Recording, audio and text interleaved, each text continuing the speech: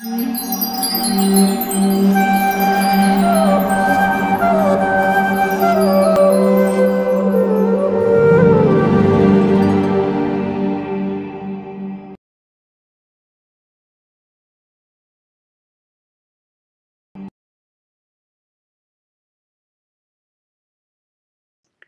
Krishna. Welcome back to the Demystifying Reincarnation series. We have been discussing past life memories and whether they can be explained by any normal means. And today we will discuss about whether these memories might be frauds done by the investigators themselves. In the past session, we discussed whether these might be frauds done by children, by the parents of the children. And Tom Schroeder was a journalist and editor of Washington Post who accompanied Ian Stevenson on his field studies when he interviewed the many children who claimed to have past lives, and he observed the method, a rigorous documentation of what Ian Stevenson did. And he spoke that the a fundamental problem with the fraud hypothesis. So he said that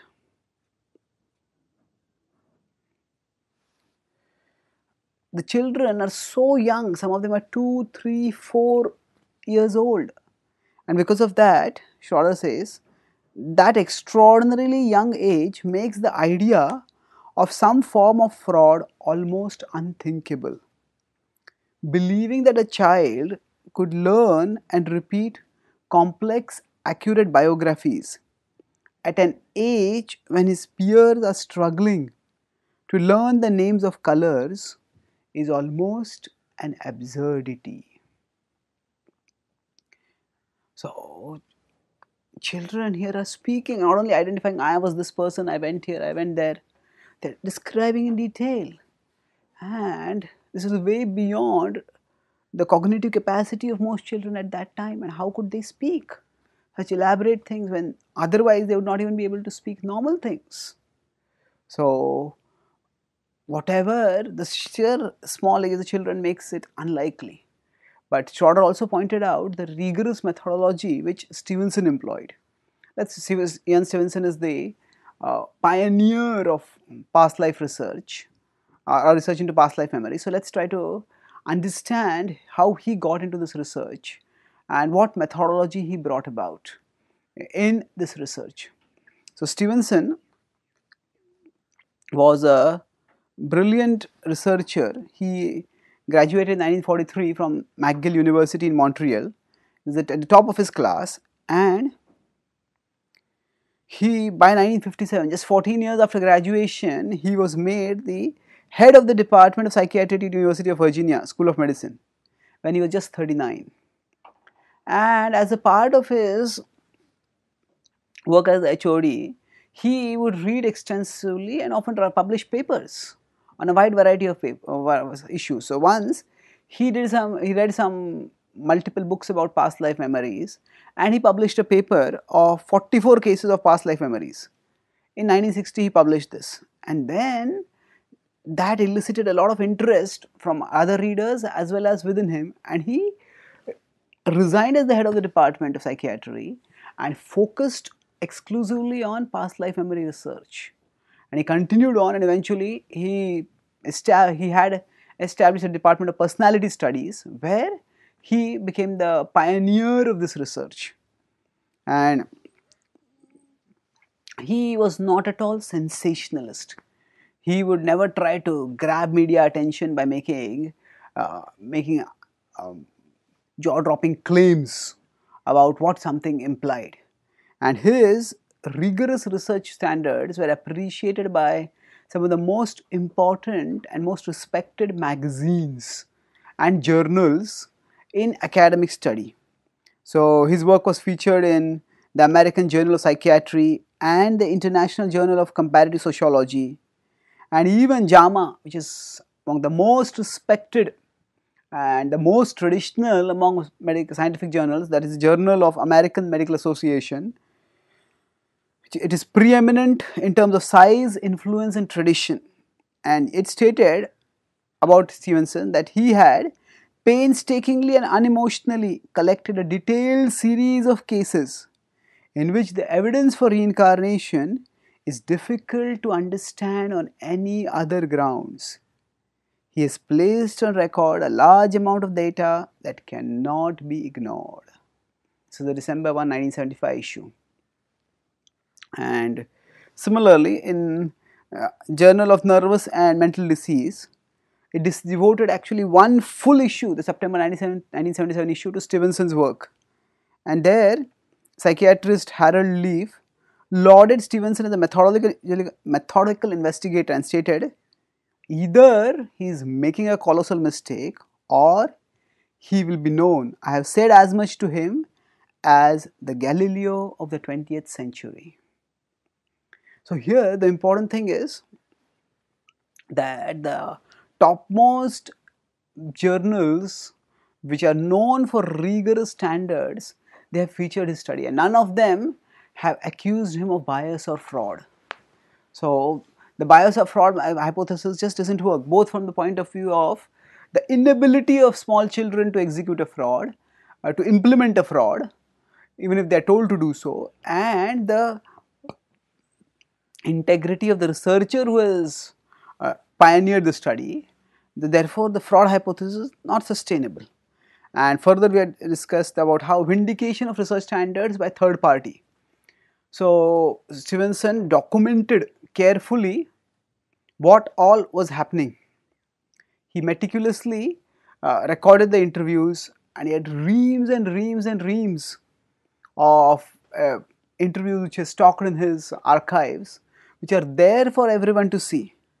So, when Stevenson passed away in 2007, the Journal of Scientific Exploration dedicated a full issue to his memory, and again there Schroeder wrote that neither self-delusion, intentional fraud, peer pressure nor coincidence could explain how the children Ian investigated could have known all that they knew about strangers who had died before they were born. So the point is, it eludes all normal explanations.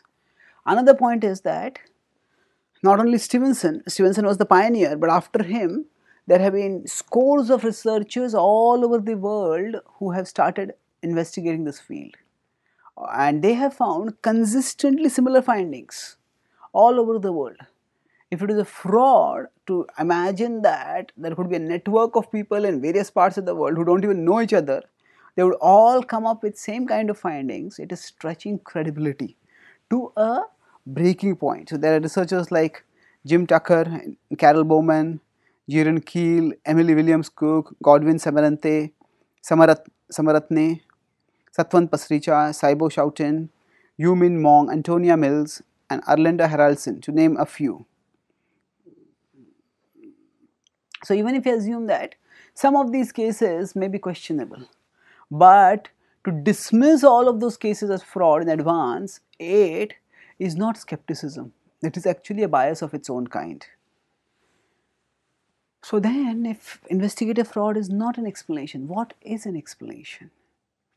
Actually, we have discussed from the beginning. Let's do a review of the cases, and then we will move forward and try to understand what the implication of this is.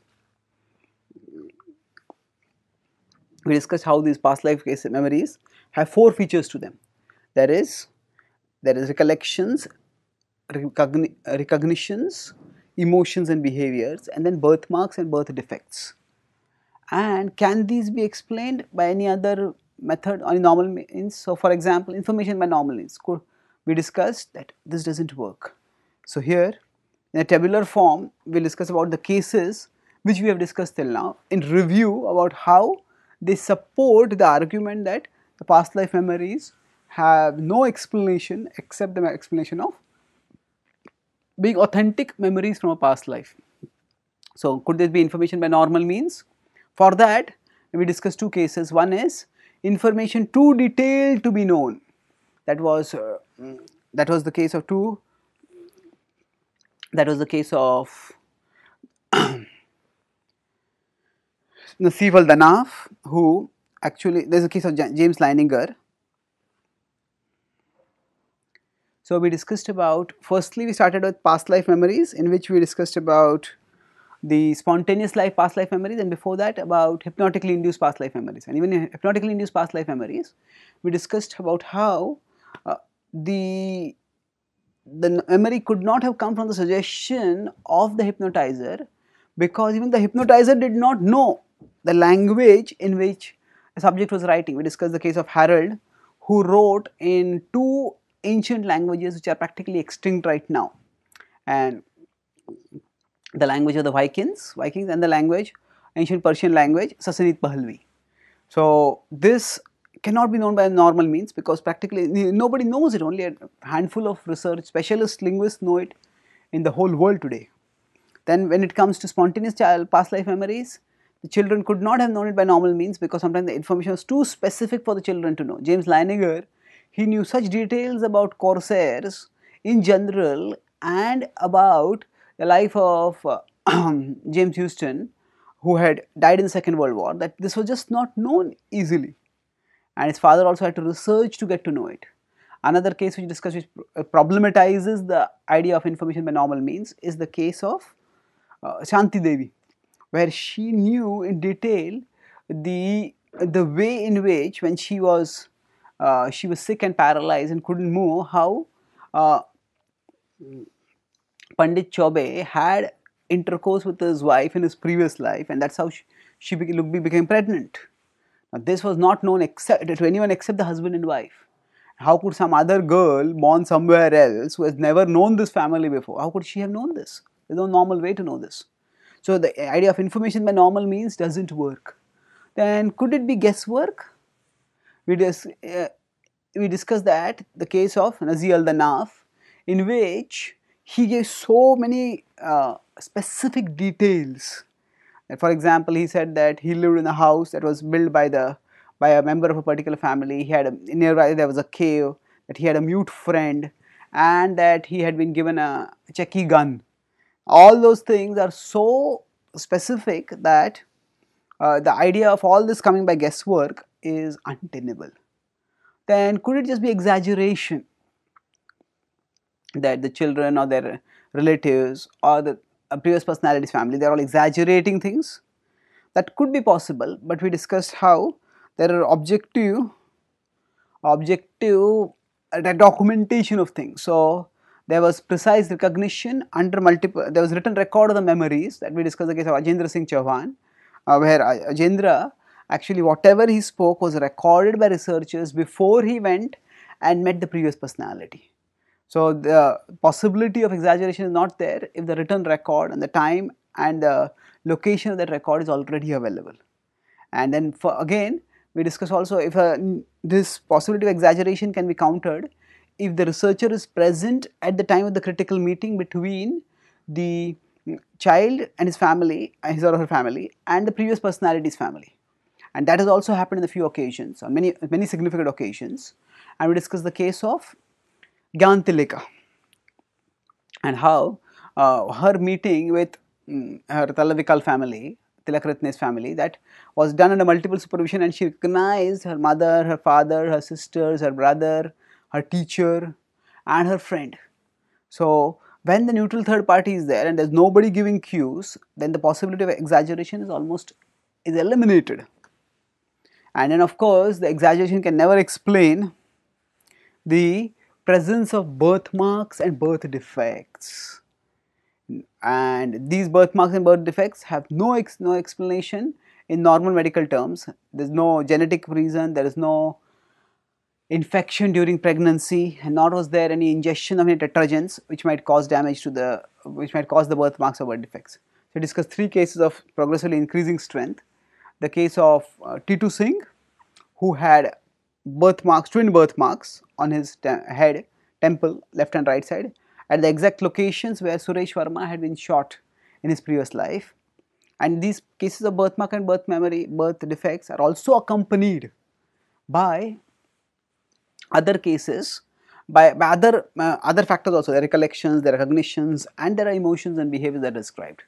Then I discussed about another case where there is a rare birthmark which absolutely has no biological cause, that is Indica Ishwaran's nasal polyp, and that was actually at the same location where Dharshan, who had died because of encephalitis, he had been given a nasal oxygen and nasal food pipe, and he had experienced irritation in his nose.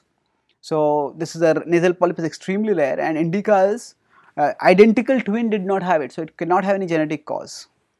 And then thirdly, discussed not just one or two.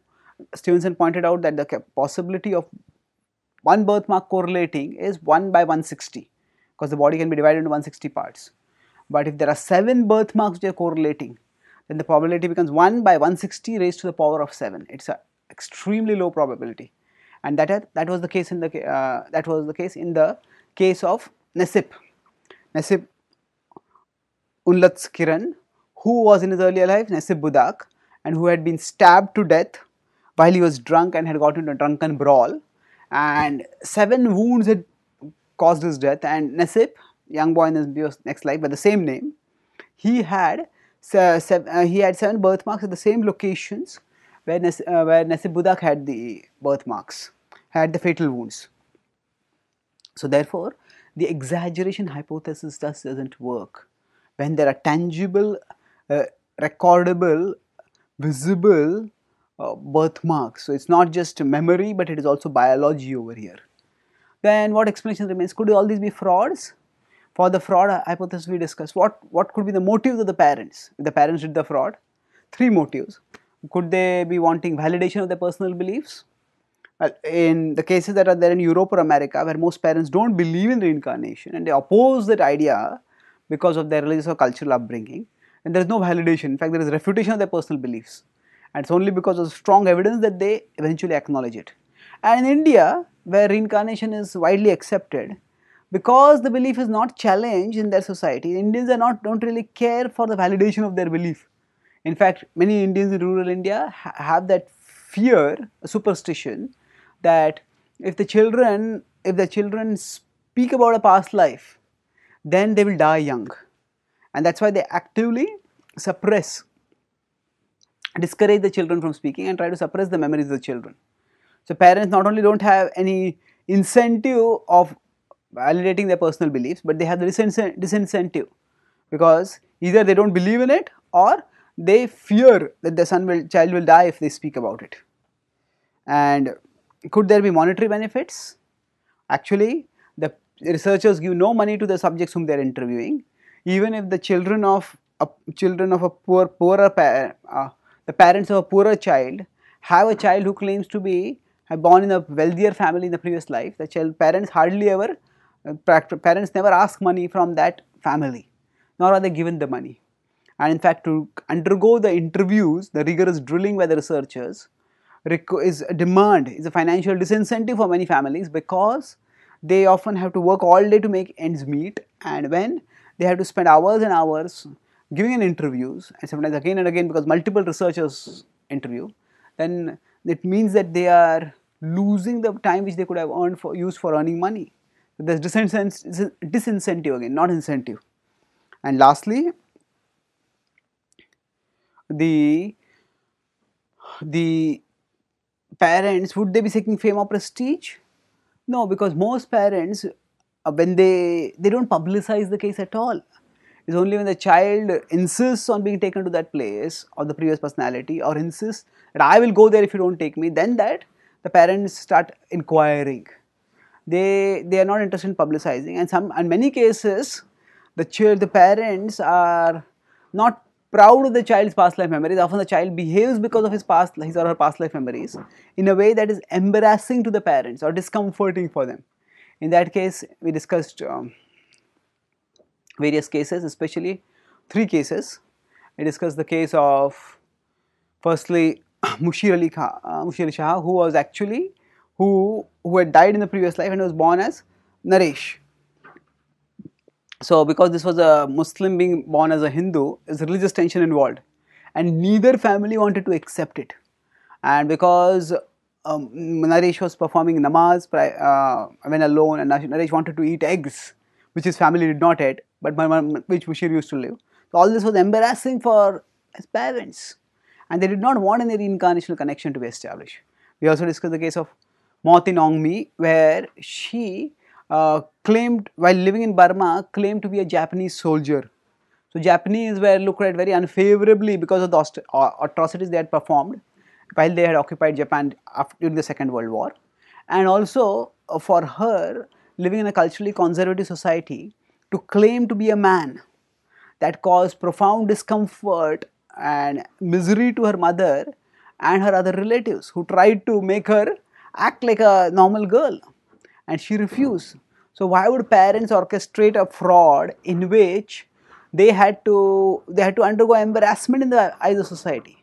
And similarly, we discussed the case of Jasbir Singh, who was born in low caste Hindu family and who claimed to be a Brahmin boy, and he refused to eat the food that was cooked in his own home, because he said, "I'll eat food only cooked by Brahmins." And for several years in his life, since he started speaking, his father actually had to ask a Brahmin to cook food and get that food to his house. So this doesn't make any sense, that a father would, or a parents would grill their child to refuse to eat food in their own house, and would grill their child to starve, make the child threaten, "I'll starve but I won't eat this food." So when the children's behavior is embarrassing to the parents, there is no question of prestige or fame. And then we discussed what is about, could it be investigator fraud? Now we discussed how Stevenson was an impeccable research, and even journals like JAMA have appreciated his research methodology and standards.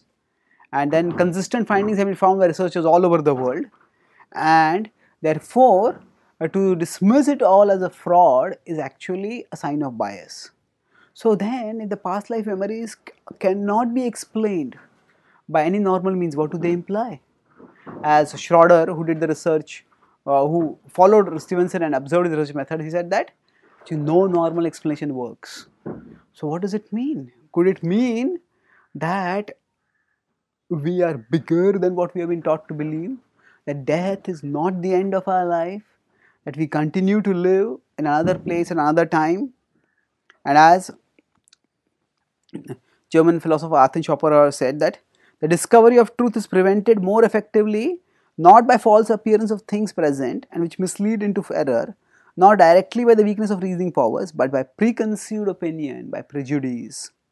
So, if we are prejudiced thinking that these past life memories are a hoax, then we cannot actually discover the truth about them. So, if objectively we observe, objectively we evaluate, then we will realize how they are actually authentic. Similarly, Francis Bacon, he wrote that the world is not to be narrowed till it will go into the understanding, but the understanding is to be expanded and opened till it can take in the image of the world as it is in fact.